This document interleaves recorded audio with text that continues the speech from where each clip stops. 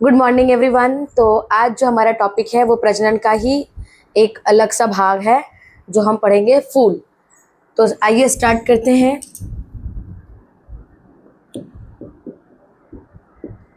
फूल मतलब फ्लावर, आप सभी जानते हैं। प्रजनन के टॉपिक में अभी तक हमने लैंगिक प्रजनन, अलैंगिक प्रजनन ये सब पढ़ लिया है। तो फूल क्यों पढ़ रहे हैं हम प्रजनन में, पहले तो ये जानते हैं। क्योंकि जो फूल होता है, फ्लावर जो होते हैं, वो पौधे का प्रजनन अंग होते हैं। मतलब पौधे को प्रजनन करने के लिए एक अंग की जरूरत पड़ती है। तो ये जो प्रजनन अंग है वो फूल हैं। जैसे मनुष्यों में भी होते हैं, आपको पता है, जनन अंग होते हैं।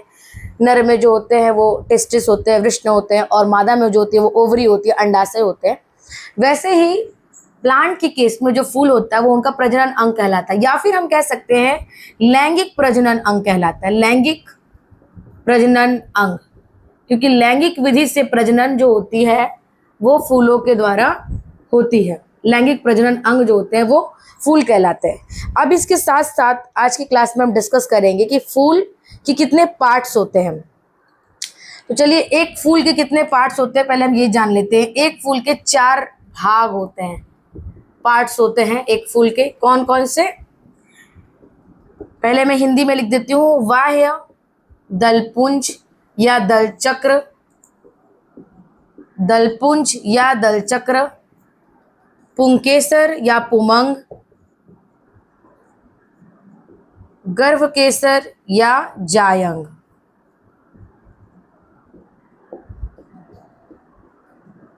गर्भकेसर या जायंग। अब अगर इंग्लिश की बात करूं तो वाह्य दलचक्र को हम कैलिक्स बोलते हैं, दलपुंज को हम कोरोला बोलते हैं, पुमंग को हम एंड्रोशियम बोलते हैं, और जायंग को हम गाइनोशियम बोलते हैं। कैसे याद रखेंगे, शॉर्ट टर्म से हम आपको बता देते हैं। ये तो कैलिक्स कोरोला याद रखना पड़ेगा आपको। अक्सर बच्चे ये पुमंग और जायंग मतलब एंड्रोशियम और गाइनोशियम में कंफ्यूज होते हैं।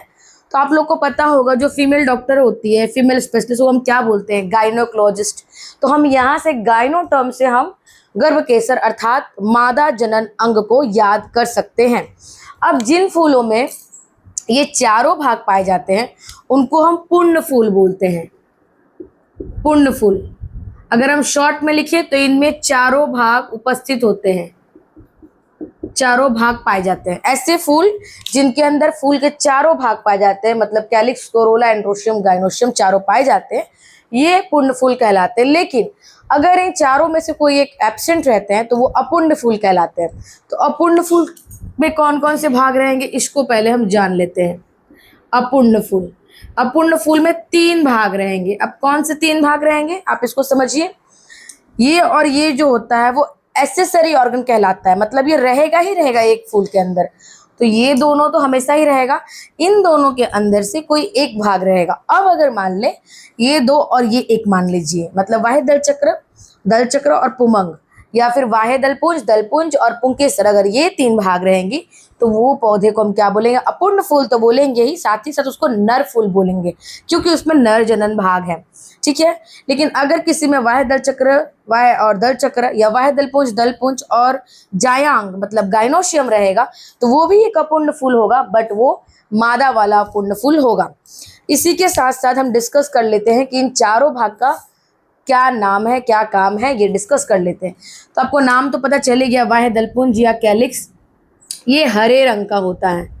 अब आपको पता ही है कि पौधे में अगर कहीं पे हरा रंग पाया जाता है, मतलब क्लोरोफिल अगर प्रेजेंट है, तो वो एक कार्य हमेशा करता है। वो क्या करता है जी, प्रकाश संश्लेषण का कार्य करता है। तो यहाँ भी हम लिख देते हैं कि ये प्रकाश संश्लेषण का कार्य करता है, मतलब भोजन बनाने का कार्य करता है। ये पौधे का ये भाग जो है, फूल का जो ये भाग है, वो भोजन बनाने का कार्य करता है, प्रकाश संश्लेषण का कार्य करता है।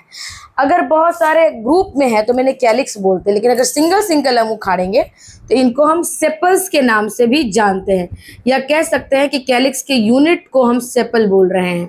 ठीक है। वैसे ही आया कोरोला, ये जो होते हैं कलरफुल होते हैं, यहाँ पे हम लिख देते हैं कलरफुल, कलरफुल होते हैं, या इसको हम लिख सकते हैं रंगीन होते हैं, बहुत ज़्यादा रंगीन होते हैं। अलग अलग फूल में अलग अलग पंखुड़ियों के कलर होते हैं, जैसे आपको मालूम ही है, जवा के फूल में लाल रंग का हुआ, और गुलाब के फूल में गुलाबी रंग का हुआ, कोई व्हाइट फ्लावर है तो व्हाइट रंग की पंखुड़ियाँ हों, तो ये जो पंखुड़ियाँ होती है उसको हम कोरोला कहते हैं। क्या काम करती है पंखुड़ियाँ? आकर्षण का काम करती है। आप सबको पता है कि अगर हम किसी फूल को देख के अट्रैक्ट होते हैं तो हम क्या देख के अट्रैक्ट होते हैं? उनके पंखुड़ियों के कलर को देख के अट्रैक्ट होते हैं। तो ये जो होता है आकर्षण का काम करती है। किसको आकर्षण करती है? किसको आकर्षित करती है? ये जो है कीटों को आकर्षित करती है। कीटों को क्यों करेंगे? कीटों को, क्योंकि कीटों को आकर्षण करके ये परागण की क्रिया को कंप्लीट करती है। हम आगे की क्लास में परागण की क्रिया आपको पढ़ाएंगे। तो ये परागण की क्रिया को कंप्लीट करने के लिए कीटों को अपनी ओर आकर्षण करती है पंखुड़ियाँ। ठीक है, पंखुड़ियों के एक यूनिट्स को हम क्या बोलते हैं? पेटल्स बोलते हैं। मतलब अगर हम एक एक उखाड़ रहे हैं पंखुड़ी तो वो पेटल्स होता है, लेकिन एक फूल में आप जानते हैं 4-5 ऐसी पंखुड़ियाँ पाई जाती है, तो उनको हम साथ में कोरोला बोलते हैं। अब आता है एंड्रोशियम, ये नर जनन अंग है, और गाइनोशियम ये मादा जनन अंग है।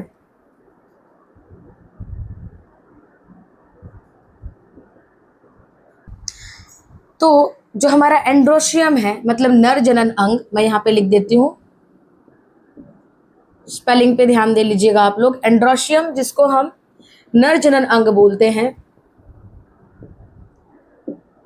और जिसको हम पुमंग या पुंकेसर के नाम से भी जानते हैं, इसके बारे में हम जान लेते हैं। इसके कितने पार्ट्स होते हैं। तो पहले जो एंड्रोशियम है उसकी यूनिट को हम क्या बोलते हैं? उसके यूनिट को हम स्टेमेन बोलते हैं। स्टेमेंस या स्टेमेन बोलते हैं।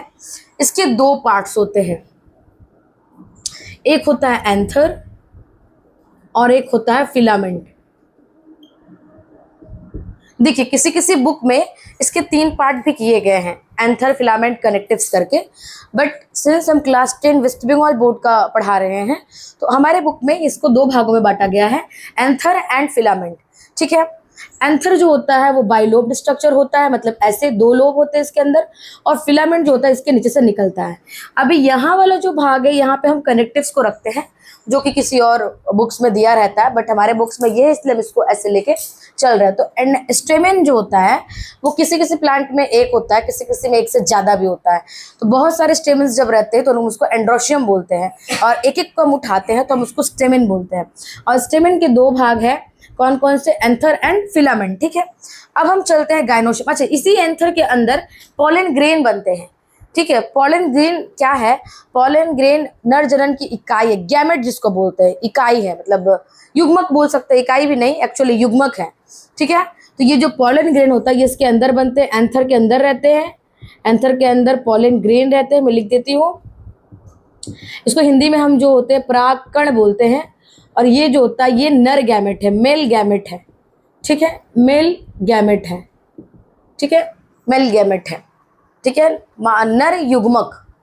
चलिए अब हम आते हैं गाइनोशियम के अंदर। गाइनोशियम जिसको हम बोलते हैं मादा जनन अंग और जिसको हम बोलते हैं जायंग। ठीक है, इसके जो होते हैं एक यूनिट को हम बोलते हैं पिस्टिल या कार्पेल। आप पिस्टिल भी बोल सकते हैं, कार्पेल भी बोलते सकते हैं, मतलब बहुत सारे पिस्टिल या कार्पेल मिलते हैं तो वो गाइनोशियम बनाते हैं। अब एक पिस्टिल या कार्पेल के कितने भाग होते हैं? एक पिस्टिल या एक कार्पेल के 3 भाग होते हैं। क्या क्या? Stigma, style and ovary. इसी ओवरी के अंदर जो होता है एग बनते हैं या ओवम बनते हैं, जिनको हम बोलते हैं मादा युग्मक, जिसको हम बोलते हैं फीमेल गैमेट। और यही नर युग्मक और मादा युग्मक मिलते हैं तो उसके बाद हमारा परागण की क्रिया, निषेचन की क्रिया कंप्लीट होती है। डबल फर्टिलाइजेशन जो है ये भी हम पढ़ेंगे इसी के साथ साथ अगले क्लास में। तो नर युग्मक और मादा युग्मक, मेल गैमेट और फीमेल गैमेट के मिलने से हमारा जो है निषेचन की क्रिया संपन्न होती है। और इसी को हम परागण के अंदर भी डिस्कस करेंगे, पॉलिनेशन के अंदर भी डिस्कस करेंगे कि कैसे नर गैमेट और मादा गैमेट आपस में मिल रहे हैं, किन किन चीज़ों के मदद से, किन किन कारकों के मदद से इन्हें मिलाया जाता है। फिलहाल के लिए इतना ही। अगले क्लास में हम नेक्स्ट टॉपिक अपना परागण कवर करने वाले हैं। तब तक कोई डाउट हो तो आप कमेंट में ज़रूर बताएं। Thank you.